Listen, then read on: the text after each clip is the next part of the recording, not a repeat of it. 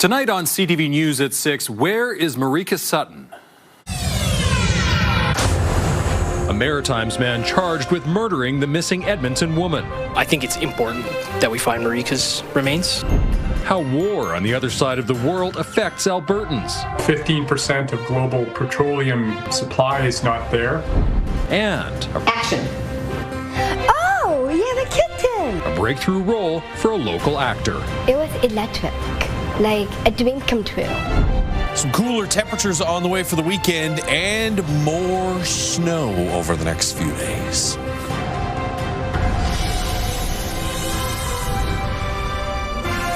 CTV Edmonton, local breaking news with Jeff Hastings.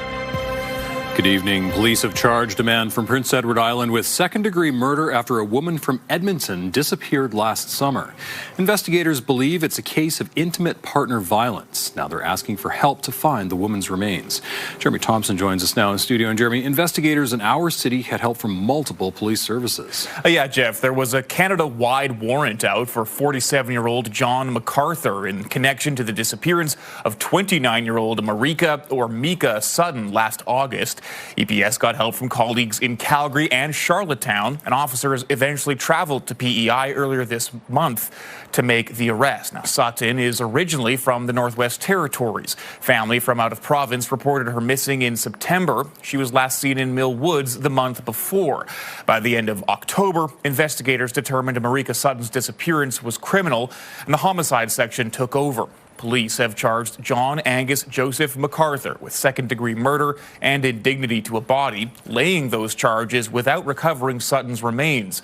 Investigators believe MacArthur was driving a black 2014 Jeep Patriot when he disposed of the body somewhere along Highway 2 between Wetaskiwin and Lacombe. EPS is asking anyone who may have seen the Jeep in an odd location along that stretch between August 22nd and 29th to contact police.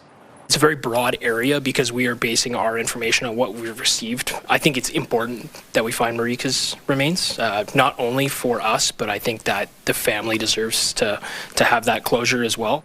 Now, MacArthur has a lengthy criminal record in his home province. Since 1997, he's been in and out of jail. Court records show sentences totaling about 9 years.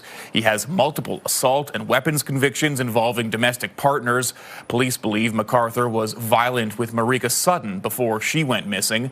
John MacArthur is in custody, and investigators say there are no other suspects in Sutton's death. They're hopeful someone may come forward with information that will help recover her body. Jeff? All right, Jeremy, thank you.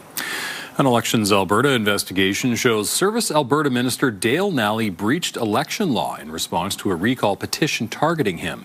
In November, Nally publicly claimed the constituent behind his recall effort didn't vote in the last election. Nally questioned whether that should disqualify the petition. Elections Alberta says Nally accessed the voter list to identify the person, which is not authorized by the Elections Act. It also says there was ambiguity and did not penalize Nally. In a statement, Nally says he will follow Elections Alberta's advice on future use of the electors list.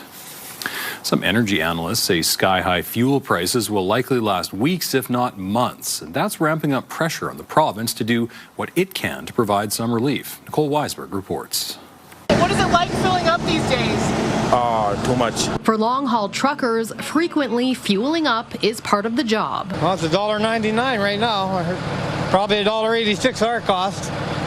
Too high to keep us running, that's for sure. This BC man has been trucking 50 years. This year, he says, will likely be his last. A lot of guys have $3,000 to $4,000 payments, but mine's an older truck. It's paid for, so I haven't got that cost, but it's still a burden when that fuel's way high. A burden almost everyone has felt in some way since war erupted in the Middle East earlier this month. It was hoped the pain would only be temporary, but analysts say we should prepare for it to last. Because we haven't been able to get the Strait of Hormuz operating again. So 15% of global petroleum supply is not there. And a lot of the refineries that have been hit in the Iranian retaliation are going to take months to bring back online. Higher energy prices means more revenue for companies and the province. The Canadian Taxpayers Federation believes the government should share the wealth by giving Albertans a tax break. We know the provincial government has a mechanism to give taxpayers relief at the pumps. What we're asking Alberta Premier Danielle Smith to do is to do that now. The province says it will only cut the fuel tax if oil prices average above $80 US a barrel during the 20 trading days preceding the 16th of the month before the next quarter. The latest rise in prices just missed the mid-March cutoff. Now the next opportunity to see a break is July. So I'm sure that they're just kind of hoping that this high cost of a barrel of oil is going to paper over their huge deficit. Back at the Flying J, any relief is welcomed. It would be nice, yeah. Nicole Weisberg, CTV News, Edmonton. A new forecast from ATB Financial says Alberta's economy is growing despite global conflict and trade uncertainty. The report shows higher oil prices are driving gains, but those benefits may not be felt evenly across households and businesses. Mark Vallani reports. As the United States fires on Iran, the price of gas only gets higher.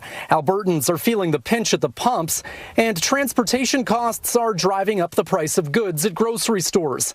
Some are calling it the biggest energy disruption that's ever happened in the world. A closure at the Strait of Hormuz is stopping the flow of roughly 15 million barrels of oil per day. It's hurting consumers, but Alberta still has a lot to gain economically from higher oil prices and the future of oil market expansion. The provincial budget will be better off. Canada is the fourth largest producer in the world. So we're going to have a responsibility to step up to the plate here to help, our friends and our allies. The big picture number, our overall GDP growth is positive. ATB Financial forecasts an increase in Alberta's real GDP growth, rising from 2.1% to 2.7% in 2026. Adjusting for the increase in oil prices, nominal GDP is also up, climbing to 6%. And that does spill over in positive ways to the broader economy. Not as much as you might think, because there's only so much more companies can invest in more production until we get more clarity. But what does this all mean for the province's job market? Employment growth is still only up slightly, and the unemployment rate remains flat. Alberta's population growth is slowing, but it remains the fastest nationwide, and navigating global trade uncertainties is still an issue. So the employers are afraid to hire. They're trying to make do. The employees and the candidates that are looking are having a very difficult time. And while Alberta grapples with a hangover of high inflation and high interest rates, there's still plenty of risk ahead. So it's still going to be tough for a lot of households and businesses sort of on the ground. Mark Vallani, CTV News, Calgary. The federal government is spending $6 million to support 3 local businesses as part of its defense strategy. Today's announcement was made at Wyvern, a local company getting $3 million to enhance its satellite technology. Wyvern got its start at the University of Alberta. The U of A is also receiving $3 million to help other companies test and bring defense technologies to market. In the defense field, we've got a very well-established dual-use defense research group at the University of Alberta that is, most importantly, very closely connected to a number of key industry partners. So this industry ecosystem is already happening and is thriving right here in Alberta, and the University of Alberta is very connected to that. A portion of the federal money will also be spent to launch an Indigenous supply chain pilot program. Yesterday, Prime Minister Mark Carney announced Canada has met its NATO defense spending target. One of Edmonton's largest soccer tournaments is now underway. More than 23 countries represented at this year's Mini World Cup. Some of those countries are currently at war. As Narman Issa reports, the sport is giving some players a much-needed distraction. Mo Taliani watches a video of an airstrike hitting a building in Lebanon. There's always something in the back of everybody's mind. In their chest, everything is a little bit heavier this time around, just given what's going on. While the 33-year-old was born and raised in Edmonton, he and his teammates stress over loved ones back home. Taliani is the head coach of Lebanon's men's team at this year's Mini World Cup. They all have family members back home. and they sit and tell me some of the stories where they're getting messages late in the evening, just given the time difference, where there was a notification or evacuation order. Last year,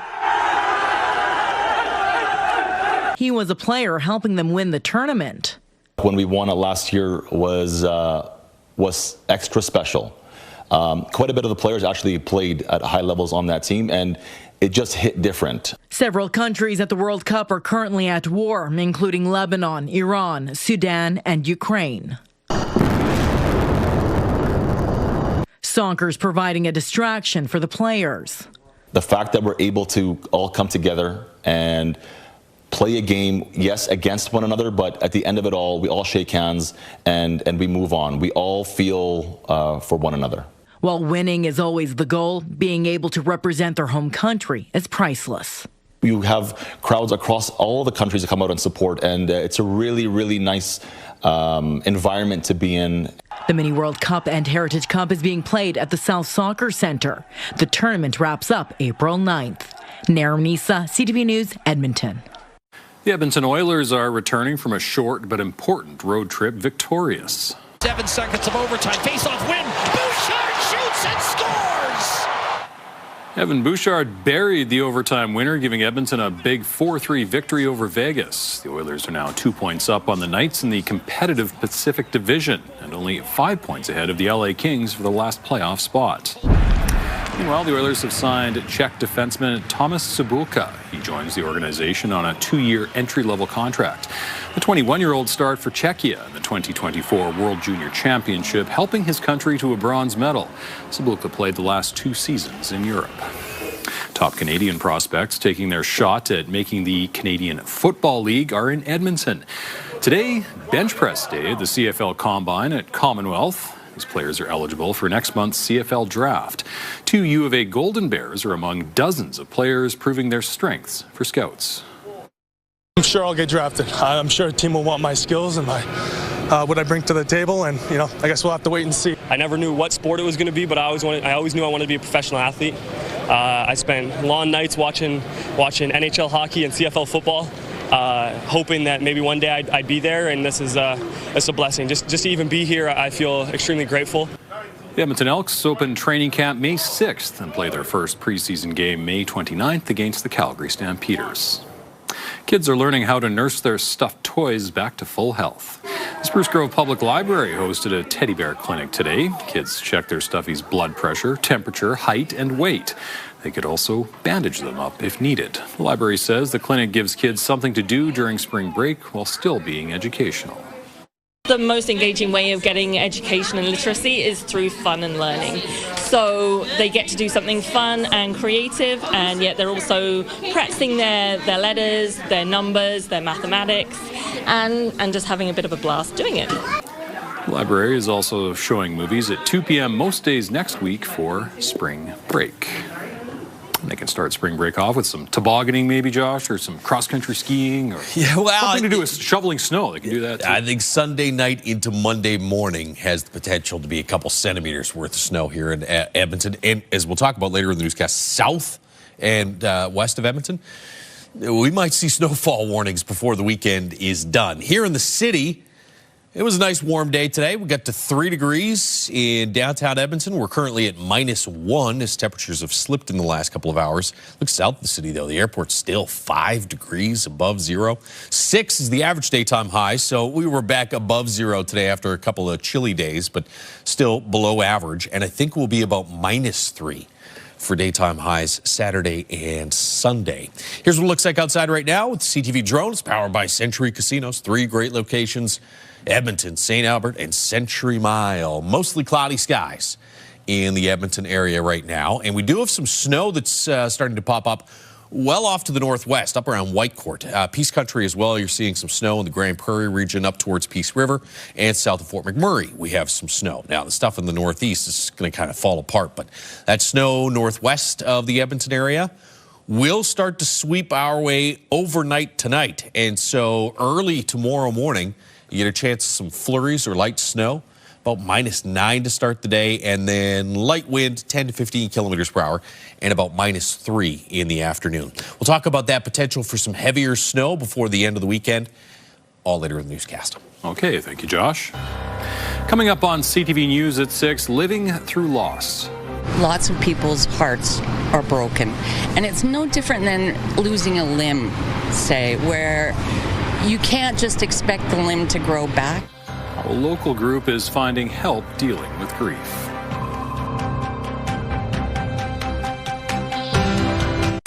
Programming brought to you by James H. Brown Injury Lawyers, the heavy hitters of injury law.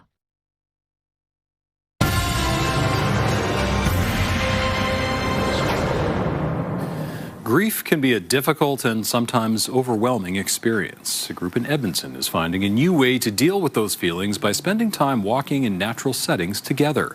Connor Hogg joined them. As we go down our stairs, pretend we're entering a new realm here. This is one of the most beautiful gardens I know in this city. Kimberly Robbie has gathered this group together to spend several hours at the Citadel Theatre's Lee Pavilion. Enjoy and connect to our bodies and nature in this first hour. When we are grieving loss, we feel very isolated. It's one of the most isolated, scary things that we go through in life. And there's never a more important time to come together with other people as when we're grieving and when we're struggling. I have experienced some grief and trauma in my life over the last few years and realized that I couldn't do it on my own. Carrie Long started coming to these walks after the death of her husband and a breast cancer diagnosis. Now cancer-free, she says these walks have helped in other ways. My heart was broken. Lots of people's hearts are broken. And it's no different than losing a limb, say, where you can't just expect the limb to grow back. You can't expect the heart to heal. You actually have to do the work. While walking is an important part of these meetups, so is sitting down, resting, reflecting, and talking about how they're feeling. Sharing stories, tears, and laughter together. Making sure that we're not walking around with a smile on our face saying we're fine when we're dying inside, right? So just being a little bit more vulnerable and honest about what we're actually feeling. Robbie says there are many forms of grief: loss of a loved one, loss of a pet, a relationship, a job, or even the end of a period of time in your life. She hopes her walks give people a place to process whatever they're going through. The priceless power of human connection and the priceless power of being seen when we're in pain and we feel like we're the only ones going through it. Long says meeting new people who have just started to deal with their emotions helps her feel closer to her late husband. He would love that I'm here taking care of me. Helping each other heal and grow from pain together. Hi, new friends. Hi, new friends. Connor Hogg, CTV News, Edmonton. Still to come, big break on the big screen. Action. Oh, you have a kitten. Mom wanted me to have one. How the dream of this 22-year-old came true. Also coming up. It's frustrating, I'm sure. A lot of people just want to have a good little holiday. A not-so-sweet surprise why Easter chocolate will cost more this year. A little more snow on the way through the course of the weekend. The potential for some heavier snow Sunday night into Monday morning here in the Edmonton area. And then we kind of turn a corner, and the weather turns around a little bit through next week. We'll get into those details after the break.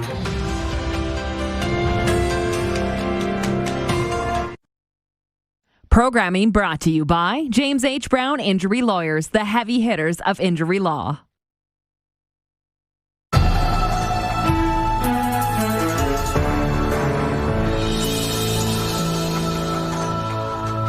An actress from Edmonton may have scored a breakthrough role. You can see Jenny Angus on the big screen in a movie currently in theaters, and soon you'll be able to spot her from home.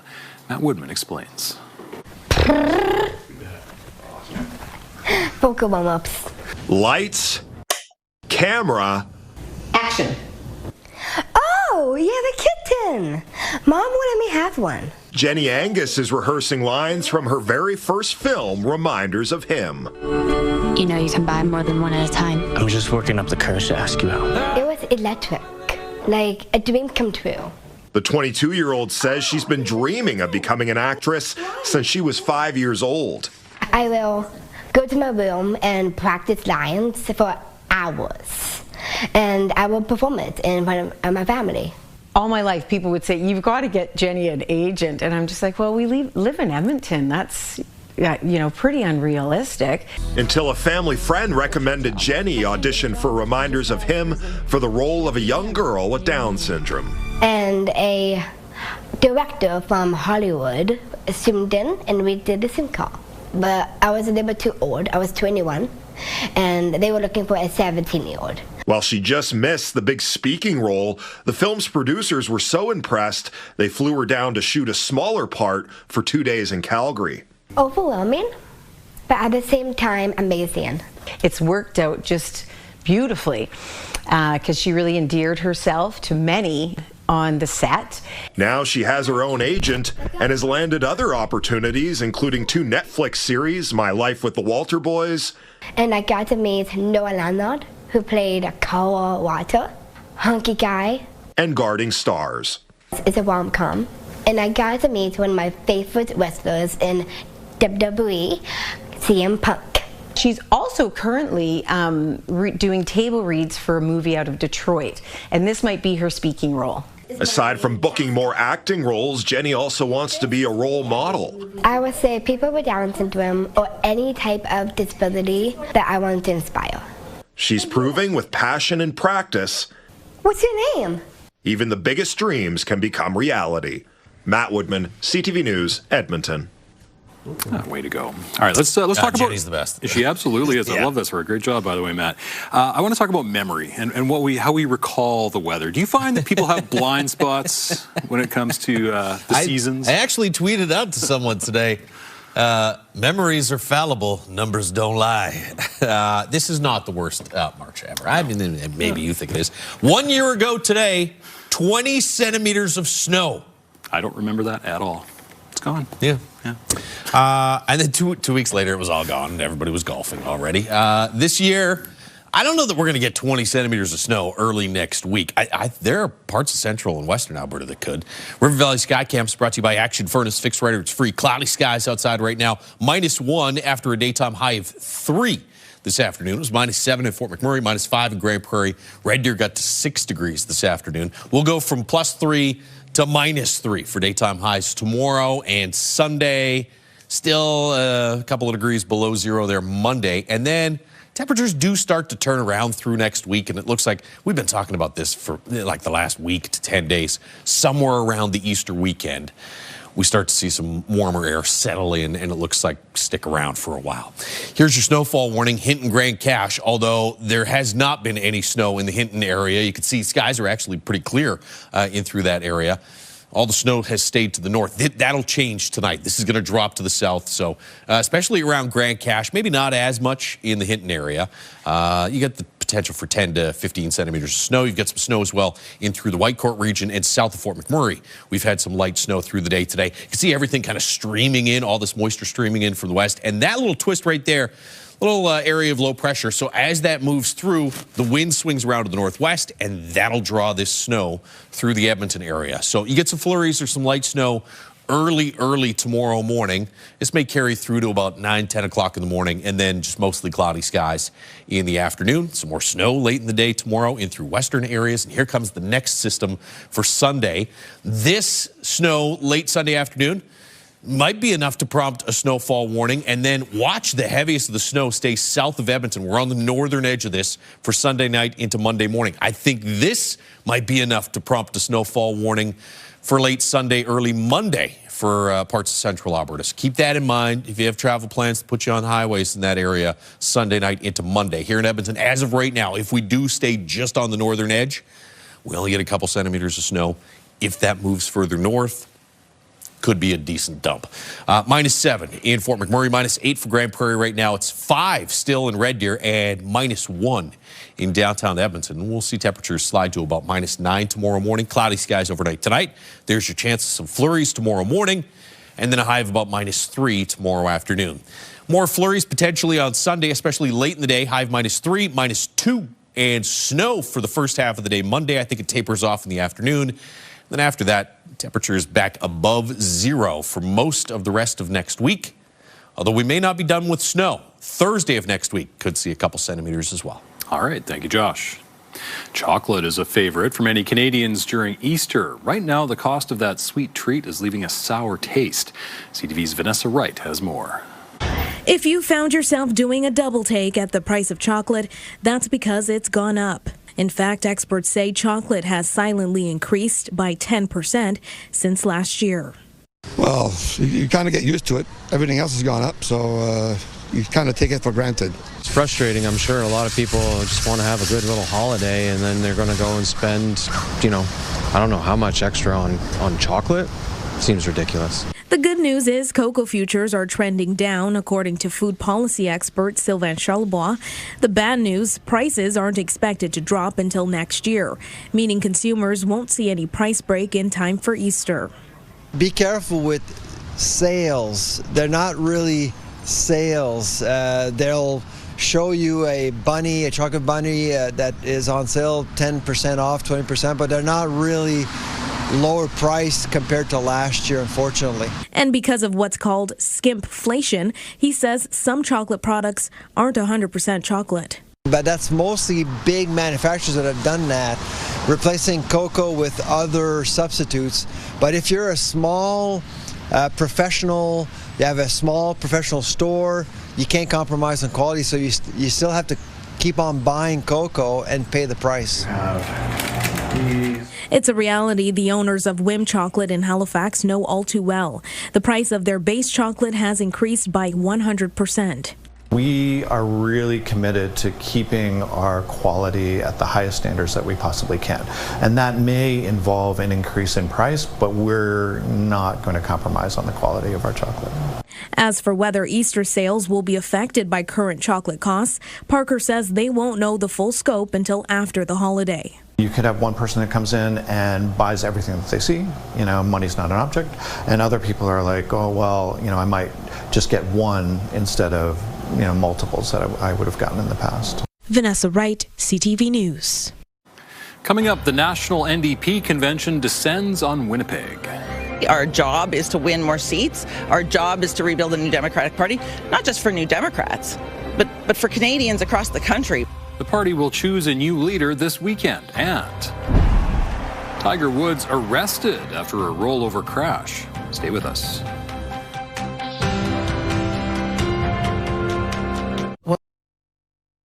Programming brought to you by Century Casino. 3 great locations: Edmonton, St. Albert, and Century Mile.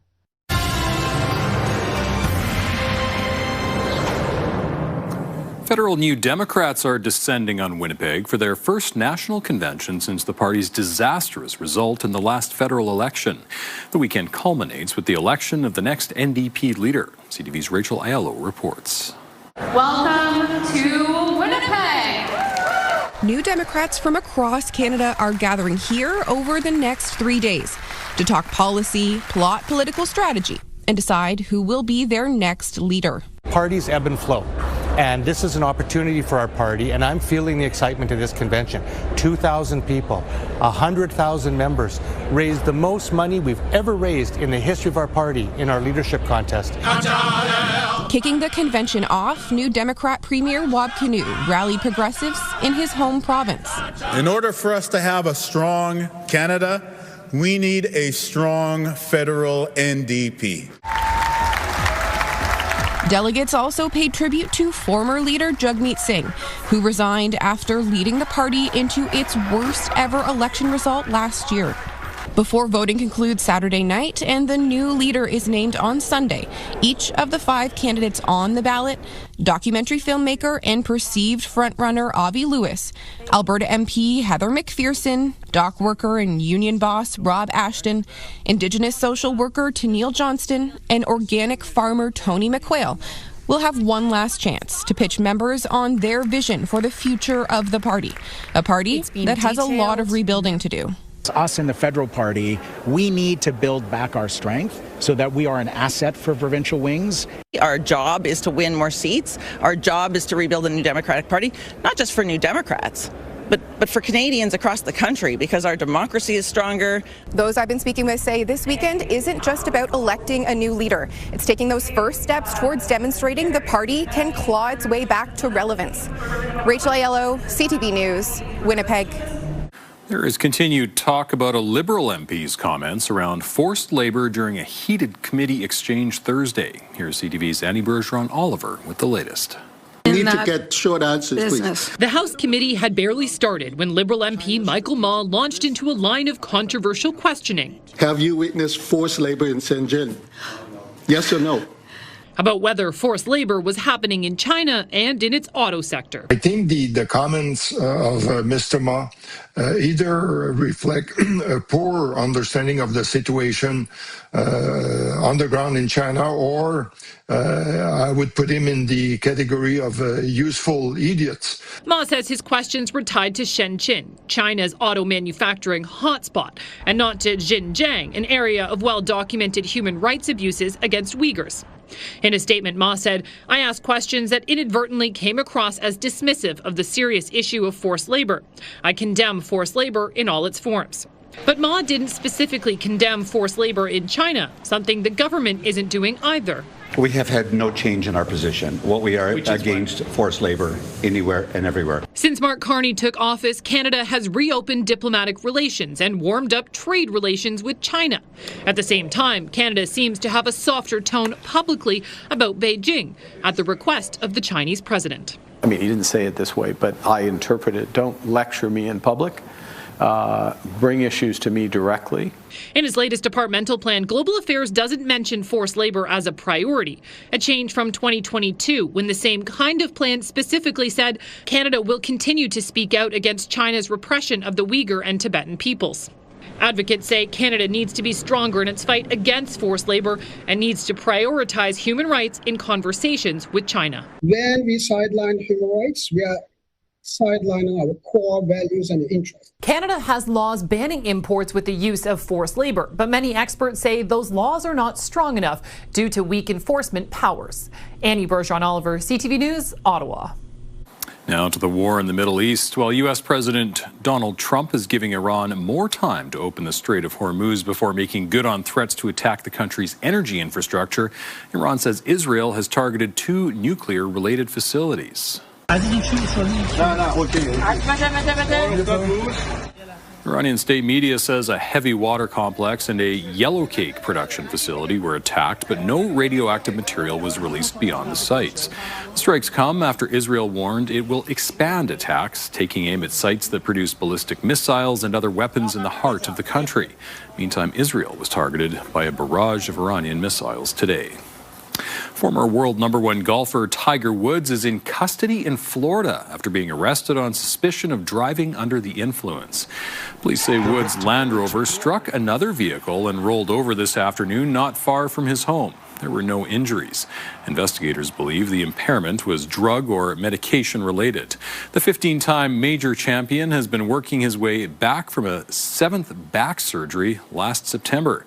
Woods was involved in this car crash in February 2021, suffering severe right leg fractures.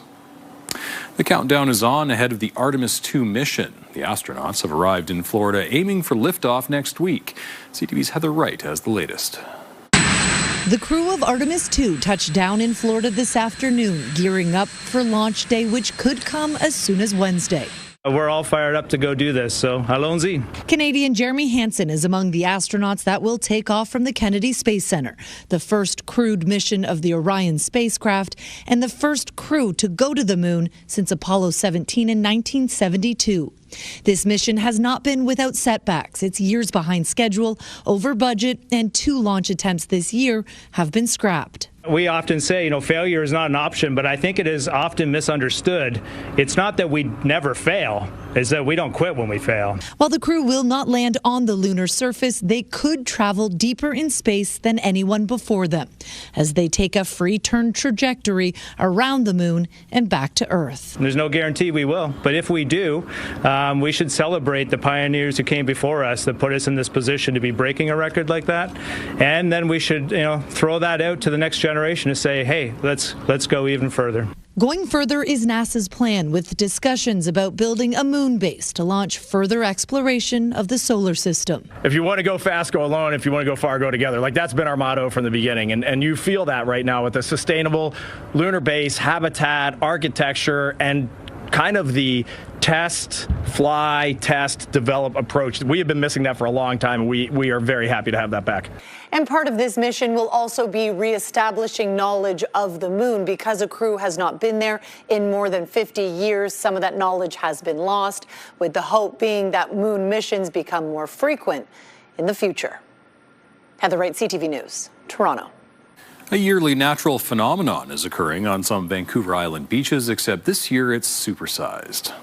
It may look like a sandbar, but it's actually millions of herring eggs. These photos were taken on Sebastian Beach in Lanceville. The Department of Fisheries and Oceans says the phenomenon does happen fairly often. Herring will typically deposit eggs like this in an area where the tide rolls in and out. Many of the eggs hatch between 14 and 21 days later, depending on temperature. Still to come, teens with drive. It would be nice if there was a lot more females around, but it's just, I like doing it, so I stuck with it. High school girls explore their options in the auto body industry, and we've got a lot of Canadian up-and-comers. That is something we're very proud to do. Excitement builds. Single-day tickets for the Big Valley Jamboree go on sale.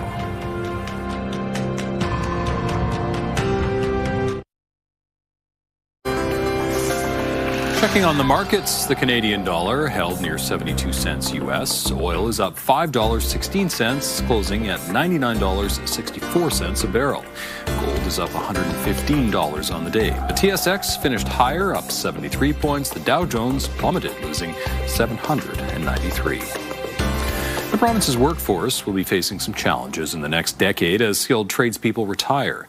Industry representatives are being proactive and trying to encourage young people to choose a career in the trades. Some high school girls got to learn about the auto body industry today. Kevin Fleming reports.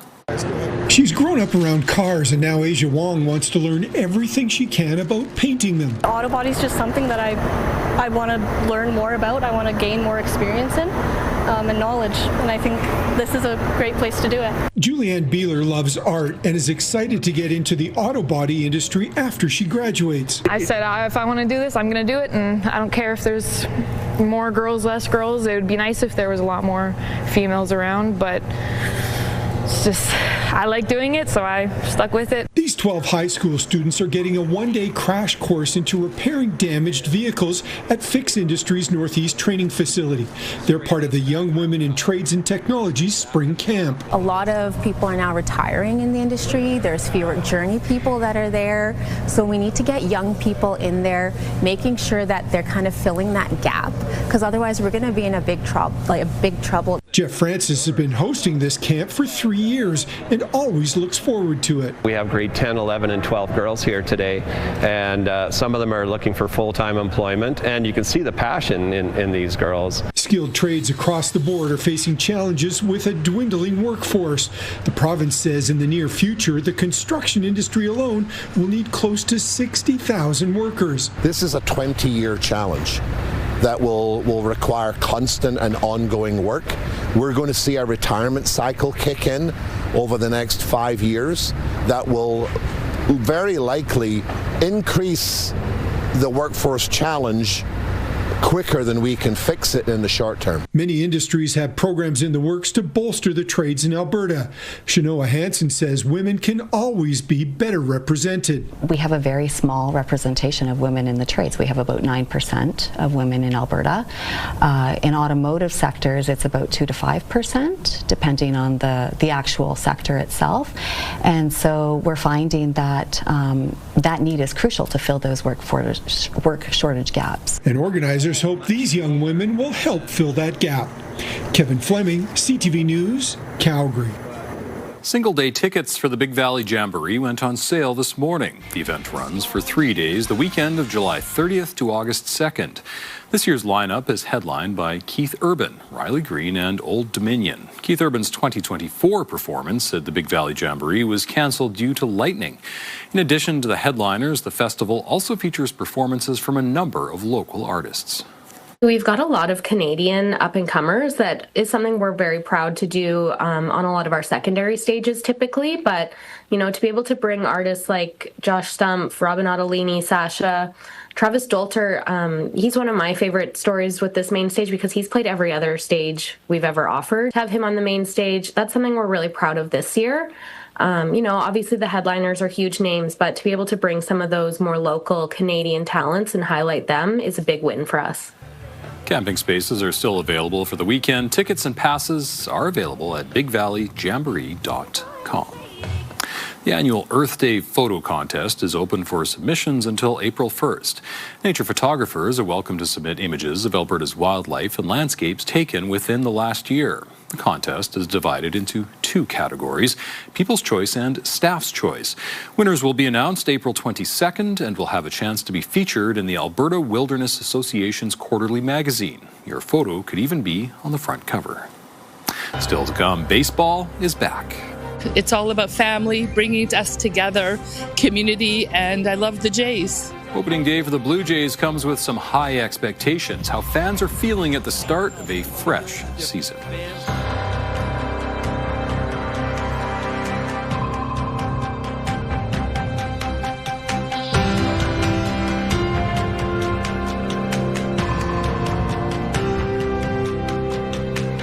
We've got another great night of entertainment coming up right here on CTV, starting at 7 with E-Talk.